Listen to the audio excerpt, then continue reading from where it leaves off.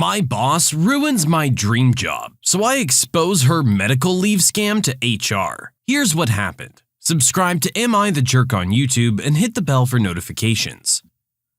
First, some backstory. In the early 2000s, I worked for an overpriced CD store. I really liked my job aside from one coworker, Karen. We just didn't get along. I made the best of it, but she was a borderline bully. Of course, she gets promoted to keyholder and proceeds to turn into a full-blown power trip bully. She made my life miserable, and a job that I previously loved, I couldn't stand anymore. I made a formal complaint that made its way to HR, but I was done working there, which was her goal. Of course, when HR investigated my claims, they found she and the assistant manager were dating. Oops. And she was moved to another store since fraternizing was against policy. Apparently, she didn't like that store and quit. A few months later, I was happily working at defunct bookstore. And who gets a job at the defunct bookstore at another mall? Karen. Over the next few months, she proceeds to do little things to annoy me, like hanging up when I would call their store for a customer, or leave me on hold forever. Of course, I would get in trouble for not effectively handling the customer with their needs. About 6 months into the job, I heard through the grapevine of store gossip that Karen had been injured in a car accident. Apparently, she'd hurt her back and went on medical leave. She couldn't stand for more than 10 minutes at a time without excruciating pain. This is important.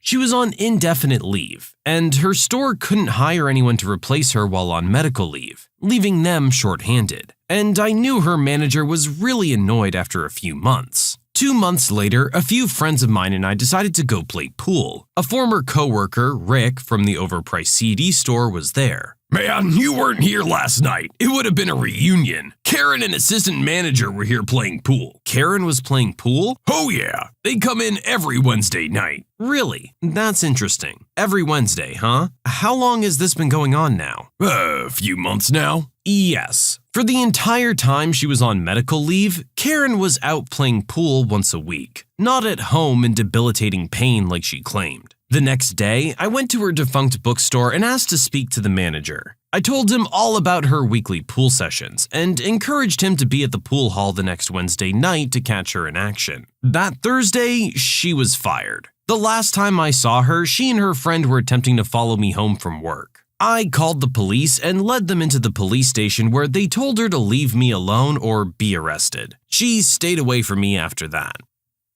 That's one of the worst feelings in the world. When you finally think you're done with that crappy coworker and move to a new job, just to have them move to the same company a couple months later. For those that have worked in retail, they probably know that this happens more often than you'd think. You get experience in a certain field and of course are going to end up looking for something similar. The problem is, that crappy coworker is also going to be doing the same thing. In this instance, it really sounds like they were going out of their way to make our original poster miserable. I mean, I get why they'd be upset considering our original poster's the reason they got fired in the first place, but still, do you really want to go poking at that? They already made you lose your job once. You want to go 2 for 2? That's what ended up happening in this case. You can submit your own stories to be featured here on the channel. The story submission link is in the description below. And if you want to listen to some vibey music in the background, check out easymode, also linked below. And don't forget to subscribe. Karen thinks I'm too young to have tattoos and demands I cover them in public. I'm a 29-year-old disabled female, and I look a lot younger than I am. My personality is what you might call young, which might have something to do with my appearing younger to others. I suffered a spinal cord injury and brain injury when I was 17. My spinal cord injury is obvious, as I'm in a wheelchair. My brain injury, on the other hand, isn't quite as obvious. Most people can't tell that I'm brain damaged, as I talk and act relatively normally. But my personality is eccentric. I can act normal when I'm out shopping or going to doctor's appointments and things like that. But around friends or talking to strangers and meeting new people, I'm a bit of a goofball, which probably plays a part in me seeming younger than I am. But my physical features look much younger than I am also. Up until I was 28, I was being mistaken for 18 or 19. This happened when I was 28. I have 8 tattoos, all of which have a meaning about my life. The lily on my chest is about the sister I had that died before I was born.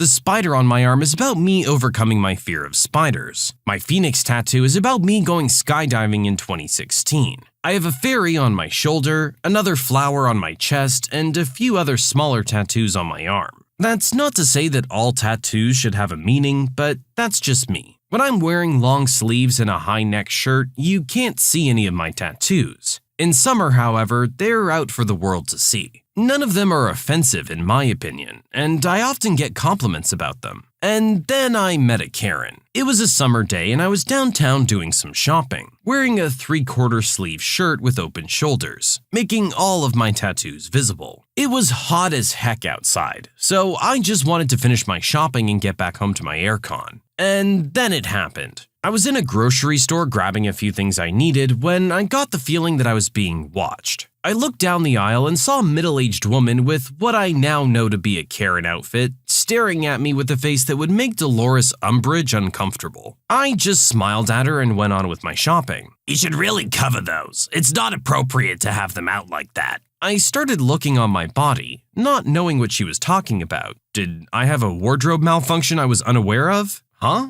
Excuse me? Your tattoos. Don't you think you're setting a bad example? I mean, it's bad enough that you have that many tattoos at your age, but flaunting them like that? Show some respect. What? My age? What are you on about, lady? You're too young to have that many tattoos. You should have them covered in public. How old do you think I am? I'm 28, lady, and it's too flippin' hot to cover anything. Not that it's any of your business. The look of shock on her face grew even stronger as she heard me talking, which I guess made me seem even younger in her eyes. Don't you lie to me, young lady. Show me some respect. Trying to avoid the confrontation, I said, "Whatever, lady. You have yourself a good day. Maybe pull that stick out of you while you're at it. Bye." And I left the aisle, hoping that that was the end of it. The lunatic trailed behind me for a few minutes after that while giving me a death glare the whole time. But thankfully she lost interest pretty quick and I lost sight of her. That was the weirdest interaction I've ever had with a Karen, or with anyone for that matter. I don't know if I should take that as a compliment that I look younger than I am, or be insulted that I act like a kid. Either way, I like the way I am, and wouldn't change it for some jerk. Yeah, this lady really just needs to mind her own business. You're allowed to have as many tattoos wherever you want them as you see fit. It's got absolutely nothing to do with her. I don't understand how you're gonna call someone out over their body in public like that. Like it's your place to judge the rest of the world and tell them what's what. I agree with our poster. It sounds like she's just gotta stick somewhere uncomfortable. Maybe you deal with your own issues and stop worrying about everyone else. Food lady denies us food even though our dad is her boss. I recently called my dad, who's a fitness trainer, kickboxer, and life coach, to catch up and chat, when we recalled an event that happened several years ago. The memory just hit me, and realized I was too young at the time to understand exactly what happened. But adult me gets it now. When I was maybe 11 or 12, my dad took me and my two teenage brothers, maybe 14 and 16 then, to this massive place that I think was some kind of fitness expo. I remember this orange, mile-long jogging track inside that circled the room, several areas to exercise with top-notch workout equipment, and a swimming pool area that would moisten Michael Phelps' wettest dreams. I also remember this huge room with more workout equipment with a big enclosed space in the epicenter of the room with a kind of stage inside. It was hard to see clearly on the outside, like for privacy reasons, and so the trainees are less distracted. Come to find out, it was where these exclusive training classes were taking place, and possibly recorded for people to train at home, but I could be wrong. With some house music bumping on the speakers that would make anyone want to get up and get down. Man, I miss 90s house music. Check it out if you're unfamiliar. You won't be disappointed. Since my dad was one of many star trainers attending, my brother and I received guest lanyards, which allowed us to roam the place if we wanted.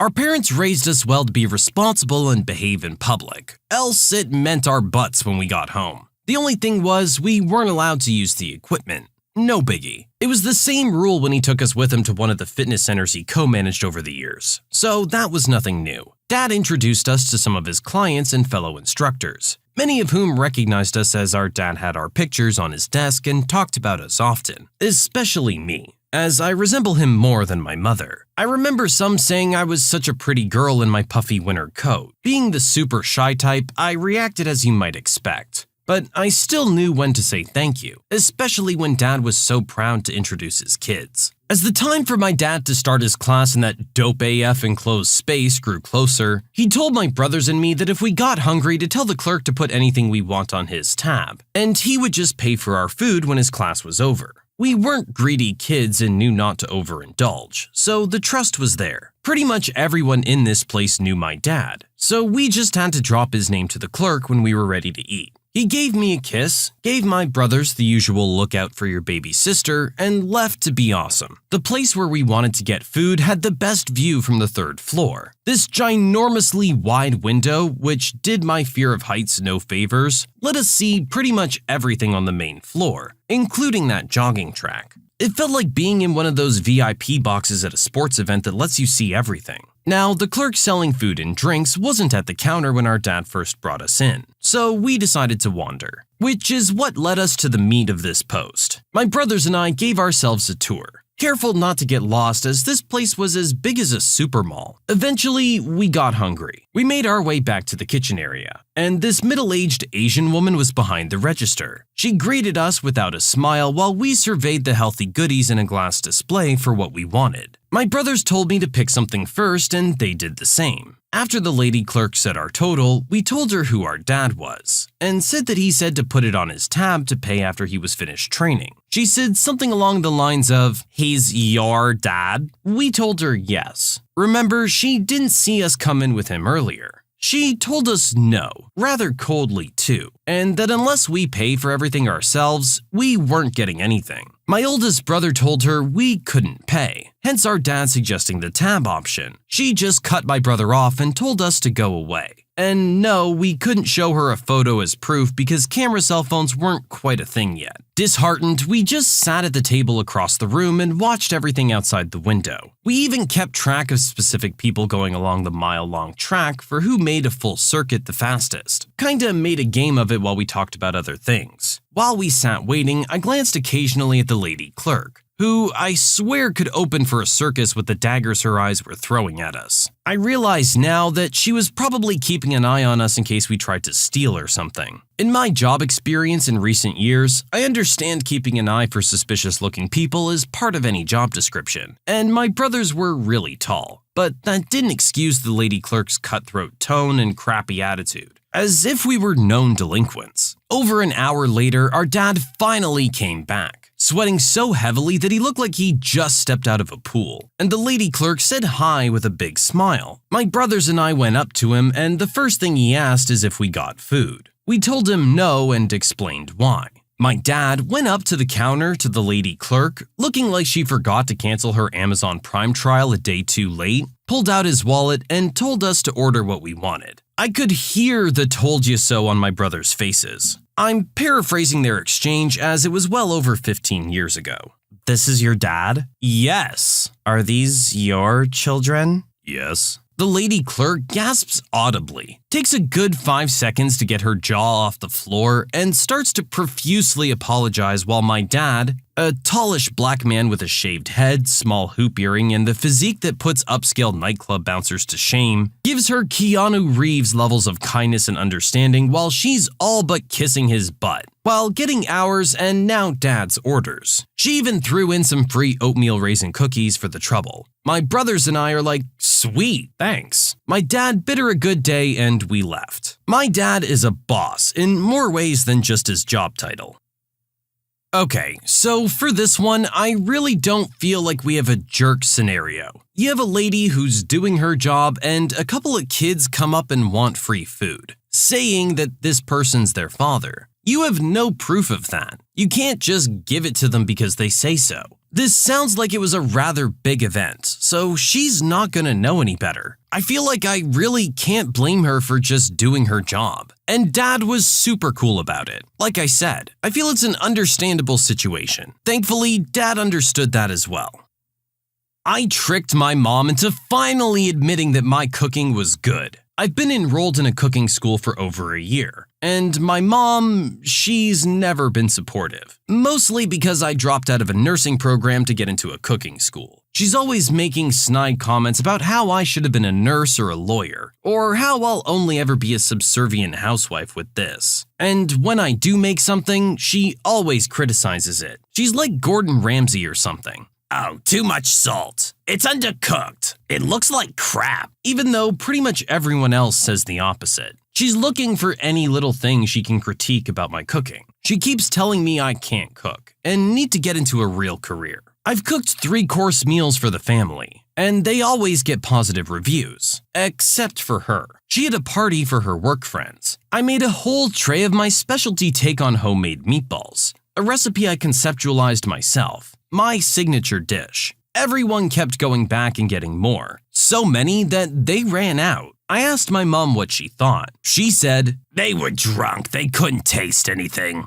So I figured if I wanted to get her to compliment my cooking, I'd have to trick her. I cooked her a meal, one of her favorites from scratch. Her biggest weakness that she can never resist. I dressed it up to look professional and put it in a generic to-go box, and had my boyfriend take video of me preparing it, start to finish. I called her and told her that my boyfriend and I were eating at this diner that doesn't exist. Made up a fake name for it and everything. I told her that they have her favorite meal, and asked if she wanted us to bring her one. Of course, she said yes. I brought the dish and told her more about the fake diner. She started eating it and complimented how good it was. She commented on how she wanted to go there and get another one. After she was almost through with the meal, I asked her for her honest opinions, so we could write a review on Yelp. She went on for 10 minutes about how great it was, and then I sprung it on her, that I was the one who cooked it. Her tone changed. She put the fork down and said she was lying, that it tasted like crap. My boyfriend showed her the video. She Googled the restaurant and it didn't show up. All of a sudden, she started pointing out flaws with the meal, like how there was too much sauce and it was really spicy and burned her mouth. I asked her why she finished almost the whole thing if it was so spicy. She didn't say anything, so I just asked her if she was ready to admit it.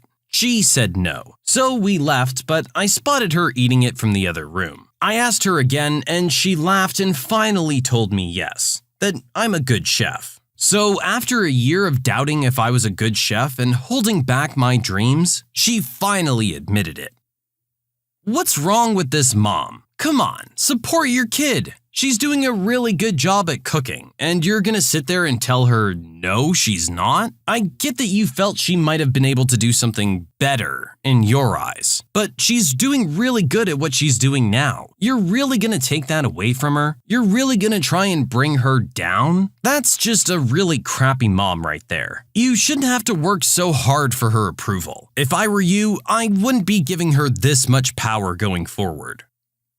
My boyfriend's mad at me for ruining his favorite hiking trail because I absolutely had to go pee. I'm a 22-year-old female. My boyfriend, 24, is an avid outdoorsman. He grew up camping and hiking often. I, on the other hand, did not. I think I went camping once when I was a little kid and sat in my grandma's RV pouting the entire time. My boyfriend and I have been dating for 6 months, and as our little anniversary present, my boyfriend wanted to take me to his favorite hiking spot. We live in a warmer state, so hiking this time of year isn't abnormal. I was a little nervous about it, but agreed because I definitely see him as the person I'm gonna marry, which means adapting to his lifestyle as well. So we went on a sunrise hike up a mountain that was a little over an hour away from us. The hike was just over 3 miles total, and wasn't too difficult for beginners. Before going, my boyfriend gave me the safety rundown and pushed that I drink a ton of water. When we got to the trailhead, I needed to pee slightly, and mentioned to my boyfriend finding the bathroom at the beginning of the trailhead, which I believe to be just around this little hill. He brushed it off though, and suggested we keep going so we don't miss the most beautiful part of the sunrise. So I agreed.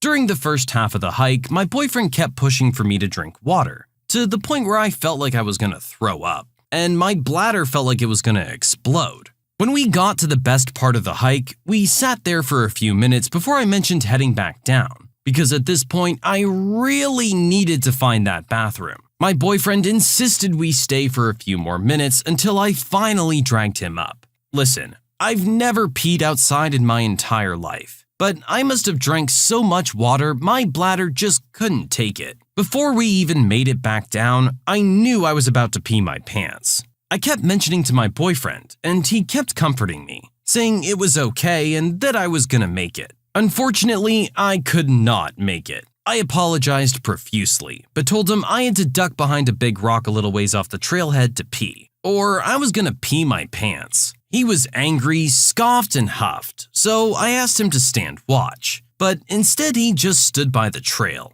angry as ever. And to make matters worse, an older couple that was cutting through some of the bush walked right by me, but didn't say anything. So yeah, my boyfriend is understandably furious with me, not only for exposing myself on our hike, but also for rushing our beautiful view. This is his favorite hiking spot and I ruined it. I feel terrible, but I also feel like it was something that I couldn't control. Am I the jerk? Okay, we're 1 year in and this is how he's acting. That confirms it. Time to ditch him. All you asked for was for a minute to go pee. Yeah, you're gonna be rushing everything along the way because you've been stating the entire time that you need to eliminate that bodily function. If he had given you 30 seconds or a minute along the way to go do what you needed to do, none of this would have been an issue. It's not your fault for having to go pee. A boyfriend who's gonna get legitimately upset about this is not worth the investment. When you subscribe, make sure to hit the bell to turn on notifications. Put the playlist on in the background to finish listening to all the stories. Or if you want some vibey music to put on in the background, check out easymode. If you like Am I the Jerk, give Am I the Genius a shot. Everything linked in the description.